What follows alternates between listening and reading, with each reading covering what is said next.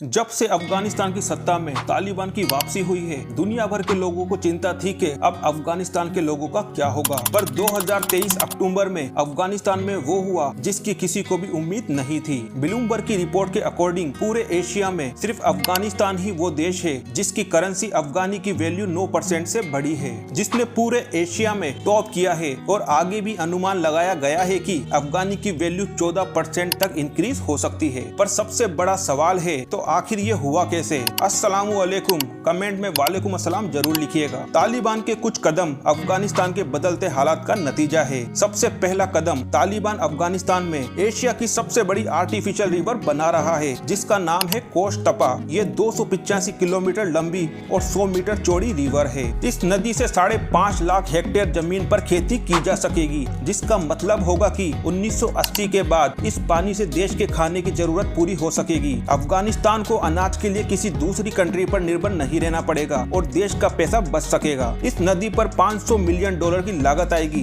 जिसे यूएन की पार्टनरशिप से बनाया जा रहा है। तालिबान का दूसरा सबसे महत्वपूर्ण कदम है कि देश के नेचुरल रिसोर्सेज की माइनिंग करना। यहाँ आपको मैं बताता चलूं कि अफगानिस्तान के पास नेचुरल रिसोर्सेज का एक बहुत बड़ा भंडार मौजूद है, जिसमें सोना, चांदी, हीरे के विशाल भंडार मौजूद है। पर जिससे अफगानिस्तान की किस्मत बदलने वाली है वो चीज है लिथियम का एक विशाल भंडार। ब्लूमबर्ग की रिपोर्ट के अकॉर्डिंग अफगानिस्तान के पास जो लिथियम है उसकी मार्केट वैल्यू $3 लाख करोड़ है। अगर मैं आपको इसकी वैल्यू को इंडियन करेंसी से कन्वर्ट करके बताऊं तो वो बनती है 21 लाख करोड़ से भी ज्यादा। ये रकम इतनी बड़ी है कि इससे अफगानिस्तान की पूरी किस्मत ही बदल जाएगी। पर इसमें जो सबसे बड़ा रोड़ा है वो है कि अफगानिस्तान के पास इनको निकालने की एक्सपर्टीज मौजूद नहीं है। पर यहीं पर रोल आता है चीन का। अब बात करते हैं चीन की कि कैसे चाइना अफगानिस्तान की किस्मत बदलने में उसका साथ दे रहा है। दिसंबर 2023 में चाइना ने तालिबान को एक गवर्नमेंट की हैसियत से मान्यता प्रदान कर दी है, जिससे बीजिंग में तालिबान की पहली ऑफिशियल एम्बेसी खुल चुकी है, जहां पर तालिबान डिप्लोमेट ने काम करना शुरू कर दिया है। अब चाइना अफगानिस्तान में लिथियम और हीरे की माइनिंग करने के लिए अपने एक्सपर्ट भेज रहा है, जिससे दोनों देशों को फायदा होगा। एक तरफ तो अफगानिस्तान को लाखों डॉलर की कमाई होगी, वहीं चाइना को लिथियम के बड़े भंडार पर पकड़ मिल जाएगी। खबरें तो ऐसी भी आ रही है कि जल्द ही अफगानिस्तान और चाइना BRI पर एक समझौता कर सकते हैं, जिससे पूरे अफगानिस्तान में इंफ्रास्ट्रक्चर मजबूत हो सकेगा और इससे इकोनॉमी को बूस्ट मिलेगी। अब बात करते हैं, अगर सब देश तालिबान की सरकार को अगर मान्यता देते हैं तो इससे अफगानिस्तान की इकोनॉमी जबरदस्त तरीके से बूस्ट करेगी, क्योंकि अभी अफगानिस्तान को चाइना के अलावा और कोई दूसरा देश मान्यता नहीं देता है। अगर सारे देशों ने मान्यता दे दी तो अफगानिस्तान को वर्ल्ड बैंक और IMF से लोन मिल सकेगा, और जो पैसा अफगानिस्तान की सरकार का दूसरे देशों में फ्रीज किया जा चुका है वो उसे वापस मिल जाएगा, जिससे अफगानिस्तान की इकोनॉमी को एक नई रफ्तार मिल जाएगी। कुछ ऐसी रिपोर्ट्स भी है कि अगर ये सब तालिबान की सरकार कर लेती है तो अफगानिस्तान एक नया सऊदी अरब या कतर बन जाएगा। पर क्या ये सब मुमकिन है? देखिए, ये काम इतना भी आसान नहीं है, क्योंकि सऊदी अरब और कतर के पास तेल और गैस के बड़े भंडार है और प्रेजेंट में वो इसे बेचकर अरबों डॉलर कमाते हैं। पर अफगानिस्तान के ऊपर वेस्ट वर्ल्ड के इतने सारे सैंक्शन है कि पहले उसे इन सब से मुक्त होना होगा, और सबसे बड़ा काम अपनी घरेलू राजनीति को अच्छे से चलाना होगा, जिसमें सबसे पहले और सबसे बड़ा कदम औरतों की शिक्षा और उनकी सुरक्षा सुनिश्चित करना भी होगा। देश में इन्वेस्टर को अट्रैक्ट करना होगा। अगर तालिबान सरकार ये करती है तो शायद क्या पता अफगानिस्तान नया सऊदी अरब या कतर भी बन जाए। तो दोस्तों, आप इस बारे में क्या सोचते हैं? क्या ऐसा मुमकिन हो पाएगा? आप अपने जवाब मुझे कमेंट करके जरूर बताइएगा। वीडियो को लाइक, शेयर और चैनल को सब्सक्राइब किए बिना मत जाइएगा। फिर मिलेंगे एक नए वीडियो में एक नए टॉपिक के साथ। जज़ाकल्लाह खैर।